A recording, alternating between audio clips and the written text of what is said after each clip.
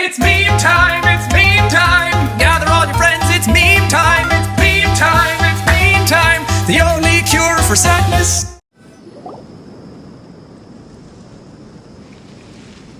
Although I've sent myself into exile, I'm still doing essentially the same things as before. Do you still have any questions for me before we start our investigation? One of my former subordinates told me that this title has its origins in a strange incident. The Academia has long exiled mad scholars to Aru Village. A mysterious phenomenon exists here.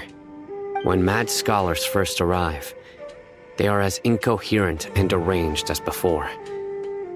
But after spending some time here, they invariably begin to calm down. Initially, the people of Aru Village greatly resented having to take in the mad scholars. But a strange incident one night changed that. Aru Village was struck by the strongest earthquake in living memory. Seeing buildings on the verge of collapse all around him, the then chief of the village was preparing to take everyone to safety. Suddenly, he noticed a mad scholar crouching in a corner, caressing the ground with his hands. A soft, green light radiated from him, like a divine glow against the backdrop of night.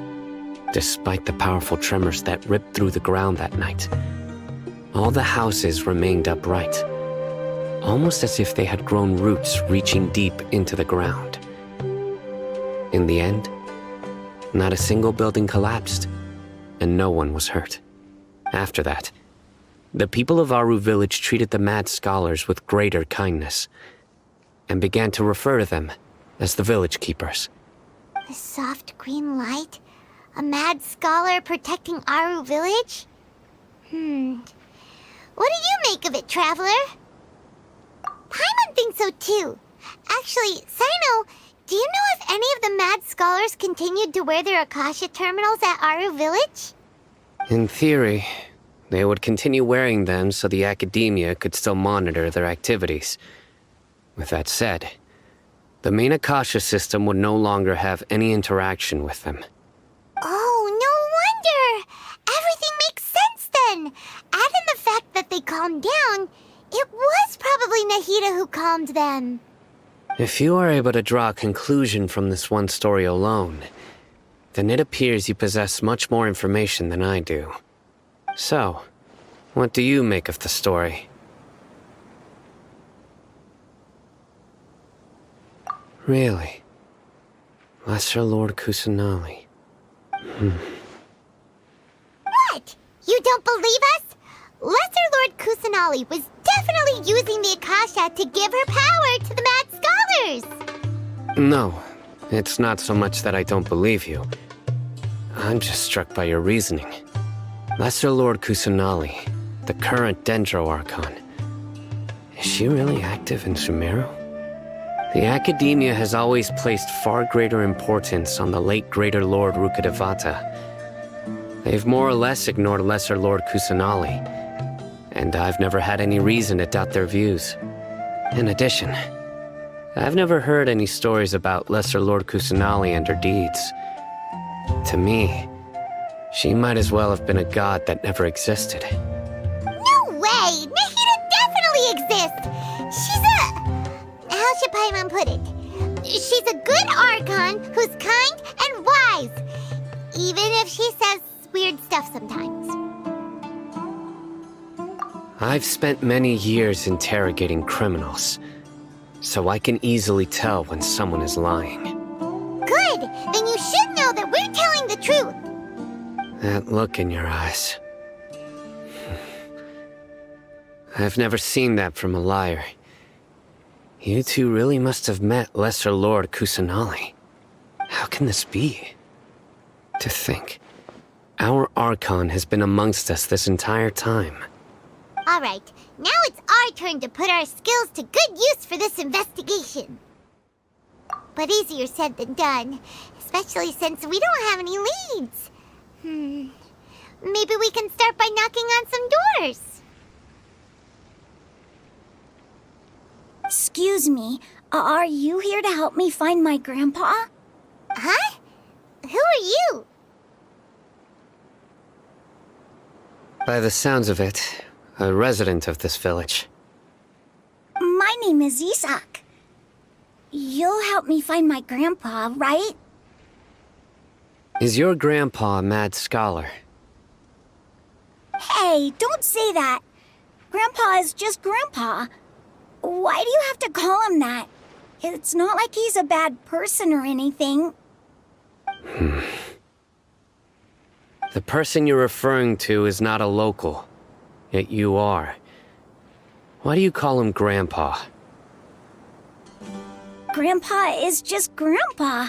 He's my family. I heard everything you said to the village chief. Please, you gotta take me with you. I want to find my grandpa. I swear I'll help. I won't be a nuisance. Ah, so you're the one who was eavesdropping on us around the village chief's house. I was planning to go out and take care of whoever it was, but I had a vague feeling that they didn't harbor any ill intent. Whoa. Oh, Hatham wasn't kidding about Matra having sharp senses. Sino, he's just a kid. All he wants is to find his grandpa. Let's find a way to help him. Sorry, I was only listening in because I wanted to know where Grandpa went. Honest. If you don't believe me, you can ask Miss Candace. All right. But first, let's confirm the facts with Candace. Sino is super vigilant. Is this what all the Matra are like? Ah, you're back already. We just wanted to confirm something with you. Do you know a boy by the name of Isak? I had a feeling he'd go looking for you. Huh? You knew this would happen? Yes. Although he tried his best to stay hidden, I still noticed him eavesdropping outside the window. He really wants to get his grandfather back. Isak's parents were both Aramite mercenaries who rarely returned to the village after finding employment in the city. He was raised by his grandfather. Unfortunately, it was only a few years before his grandpa passed away. Isak was still very young at the time, so various families in the village took turns caring for him so he could survive. Later, an elderly mad scholar arrived at the village. Isak thought the scholar bore a striking resemblance to his grandfather, and thus often spied on the man. However, the scholar was unkempt in appearance and incoherent in speech.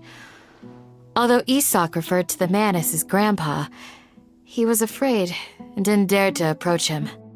One summer night, the oft mumbling and bumbling grandpa suddenly calmed down and seemed to become more lucid. He even noticed Isak hiding in the distance. So Grandpa walked up to Isak and patted him on the head. He even took Isak to the entrance of the village, where he patiently taught the boy the names of the stars and accompanied Isak until he fell asleep. The next morning, Isak woke up and wanted to go find his grandpa again, only to realize his grandpa no longer recognized him. However, even so, Grandpa retained his calm expression. It's said that those who saw the scholar claimed he no longer appeared to be crazy, but appeared to be living in his own world, almost as if he were sleepwalking. Isak was thrilled that his grandpa was able to find peace and would follow him all the time, asking him things like, "Grandpa, want me to take you somewhere fun?" Or, "Grandpa, could you tell me stories about the stars again?" All this somehow just makes Paimon feel really sad. It seems like they both deserve so much better. Perhaps. Nearly everyone who lives in the desert has some form of hardship or regret. But even so, we must still continue on with our lives. It's also my reason for fighting. I must continue to protect this land.